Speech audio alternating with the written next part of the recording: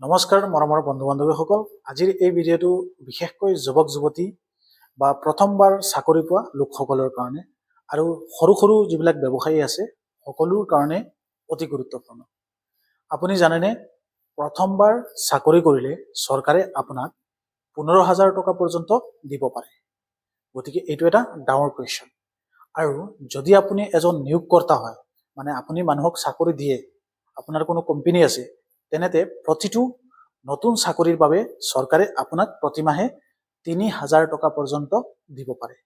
গতিকে এই বিষয়টো লৈ পেলাই আজিৰ এই ভিডিঅ'টো যিবিলাকে চাকৰি কৰিব, প্ৰথমবাৰৰ কাৰণে চাকৰি কৰিব, তেওঁলোক সকলোৰ কাৰণে অতি গুৰুত্বপূৰ্ণ। এই সকলো সুবিধা আহিছে ভাৰত চৰকাৰৰ এখন নতুন ৰোজগাৰ আঁচনিৰ জৰিয়তে, যাৰ নাম হৈছে প্ৰধানমন্ত্ৰী বিকশিত ভাৰত ৰোজগাৰ যোজনা। আকৌ মনত ৰাখিব, প্ৰধানমন্ত্ৰী বিকশিত ভাৰত ৰোজগাৰ যোজনা।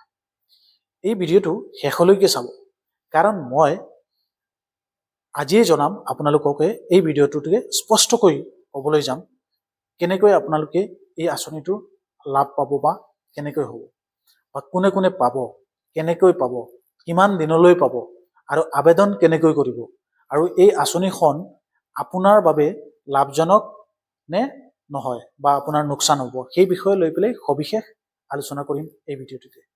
প্ৰথমে আপোনালোক সকলোকে ধন্যবাদ জনাইছোঁ এই ভিডিঅ'টো সম্পূৰ্ণ চোৱাৰ কাৰণে। ভিডিঅ'টো স্কিপ নকৰাকৈ সম্পূৰ্ণ শুনিব।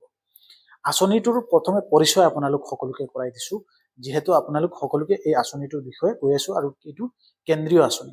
বন্ধুসকল, এই আঁচনি আৰম্ভ কৰিছে শ্ৰম আৰু ৰোজগাৰ মন্ত্ৰালয়ে ভাৰত চৰকাৰৰ দ্বাৰা। প্ৰথমে আপোনালোকে জানক যে এই আঁচনিটো ভাৰত চৰকাৰৰ দ্বাৰা মানে প্ৰচলিত কৰা এটা আঁচনি। এই আঁচনিৰ মূল লক্ষ্য হৈছে, সেই লক্ষ্যসমূহ কি কি আপোনালোকক কৈ আছোঁ। দেশত নতুন চাকৰি সৃষ্টি কৰা, মানে এতিয়া বৰ্তমান মানুহে কৈ আছে যে চাকৰি কম, সেইকাৰণে চৰকাৰে এইটো ব্যৱস্থা কৰিছে যে চাকৰি সৃষ্টি কৰিবৰ কাৰণে যুৱ সমাজক প্ৰথমবাৰৰ বাবে চাকৰিৰ সুযোগ দিয়া, যুৱ সমাজ যিবিলাক আছে সেইবিলাকক চাকৰিৰ এটা সুযোগ দিবৰ কাৰণে চৰকাৰে এই আঁচনি গ্ৰহণ কৰিছে। ব্যৱসায়ী আৰু উদ্যোগপতিসকলক অধিক লোক নিয়োগ কৰিবলৈ উৎসাহিত কৰিবৰ কাৰণে ব্যৱসায়ীসকলকো, এজন মানুহক নিয়োগ কৰিলে তেওঁলোককো 3,000 টকা চৰকাৰে দিব বুলি এই আঁচনিৰ জৰিয়তে দি জনাই আছে। এই আঁচনিৰ লগত জড়িত এটা চৰকাৰী শ্লোগান হৈছে, সেই শ্লোগানটো আপোনালোকক কৈ দি আছোঁ, যিটো কেন্দ্ৰীয় চৰকাৰৰ শ্লোগান, ৰোজগাৰ ইয়া কাৰোবাৰ সাথ হে ভাৰত চৰকাৰ। ৰোজগাৰ ইয়া কাৰোবাৰ সাথ হে ভাৰত চৰকাৰ। গতিকে ভিডিঅ'টো সম্পূৰ্ণ চাব, আপোনাৰ বেনিফিট হ'ব। প্ৰথমবাৰ চাকৰি পোৱা লোকসকলৰ বাবে এই সুবিধা। প্ৰথমবাৰ যোনে মানে প্ৰথম চাকৰি পাব, ফাৰ্ষ্ট এমপ্লয়মেণ্ট পাব, তেওঁৰ কাৰণে এই আঁচনিখনৰ প্ৰথম আৰু ডাঙৰ সুবিধা হৈছে ফাৰ্ষ্ট টাইম এমপ্লয়মেণ্ট ইনচেণ্টিভ। সেইটো ইনচেণ্টিভ হিচাপে চৰকাৰে দিব, আৰু ফাৰ্ষ্ট টাইম এমপ্লয়ী কোৱা হয়, যাক ফাৰ্ষ্ট টাইম এমপ্লয়ী বুলি কোৱা হ'ব, যিজনে আগতে কেতিয়াও EPF-ৰ নাম নথকা, মানে EPF-ত কোনো ৰেজিষ্ট্ৰেশ্যন নাই, ফাৰ্ষ্ট EPF ৰেজিষ্ট্ৰেশ্যন কৰিছে, তেওঁলোককে চৰকাৰে এই সুবিধাটো প্ৰদান কৰিব। মানে যিবিলাক প্ৰাইভেট ছেক্টৰত চাকৰি কৰে মানুহে, PF নম্বৰ এটা থাকে, সেই PF নম্বৰত প্ৰথম ৰেজিষ্টাৰ হ'ব লাগিব। যিজনে প্ৰথমবাৰৰ বাবে সংগঠিত ক্ষেত্ৰত চাকৰি আৰম্ভ কৰিছে আৰু নতুনকৈ PF নম্বৰ সৃষ্টি কৰিছে বা বনাইছে, কিমান টকালৈকে তেওঁলোকে দৰমহা পাব, সেই হিচাপে তেওঁলোকৰ PF-টো ৰেজিষ্ট্ৰেশ্যন কৰাৰ পিছত 15,000 টকা পৰ্যন্ত এই টকাখিনি একেলগে নহয়, চৰকাৰে নিয়ম অনুসৰি ষ্টেপ ৱাইজ দিব। গতিকে এই সুবিধাটো যাতেও নতুন যিবিলাকে কৰ্মচাৰীসকল যিবিলাক আছে, যিবিলাকে কাম কাজ কৰিব, বাহিৰত হওক বা অসমতে হওক, PF নম্বৰ যিবিলাকে পাব, তেওঁলোকে এই সুবিধাটো যাতে লয়। এতিয়া টকাখিনি ক'লৈ আহিব? একেবাৰে ডাইৰেক্ট বেংক একাউণ্টত আপোনালোকৰ টকাখিনি সোমাব। আদাৰ বেংক একাউণ্ট সংযুক্ত থাকিব লাগিব, মানে এইটো DBT যোগে আপোনালোকৰ এই টকাখিনি পাব। চৰকাৰে এই সুবিধাও কৰি দিছে। ইয়াৰ অৰ্থ হৈছে, আপুনি চাকৰি আৰম্ভ কৰাত চৰকাৰে আপোনাক উৎসাহিত কৰিছে। গতিকে এইটো এটা ভাল সুবিধা। আপুনি চাকৰি কৰিবৰ কাৰণে চৰকাৰে আপোনাক উৎসাহিত কৰিছে। নিয়োগকৰ্তা, এমপ্লয়াৰৰ বাবেও এই সুবিধা। যিবিলাক এমপ্লয়াৰ আছে, সেই এমপ্লয়াৰসকলৰ কাৰণেও এই সুবিধা চৰকাৰে গ্ৰহণ কৰিছে। এতিয়া আহোঁ, ব্যৱসায়ী বা কোম্পানী বা দোকান যিবিলাক আছে বা উদ্যোগপতিসকল আছে, সেই সকলৰ বাবে কি, সেই সকলৰ এই খবৰটো আপোনালোককে দিব বিচাৰিছোঁ। যদি আপুনি নতুন লোক চাকৰি ৰাখে, আপুনি যদি কোনোবাক নতুন নিয়োজিত কৰে আপোনাৰ কোম্পানীত, তেতিয়া কৰ্মচাৰীৰ সংখ্যা বৃদ্ধি কৰে। আপোনাৰ ধৰি লওক আগতে কৰ্মচাৰী 3জন আছিল, এতিয়া আপুনি আৰু 2জন লৈছে, 5জন।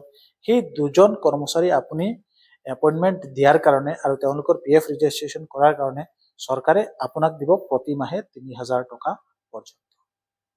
গতিকে যোনে চাকৰি দিব তেওঁকো চৰকাৰে পইচা দিব এই আঁচনিৰ অন্তৰ্গত।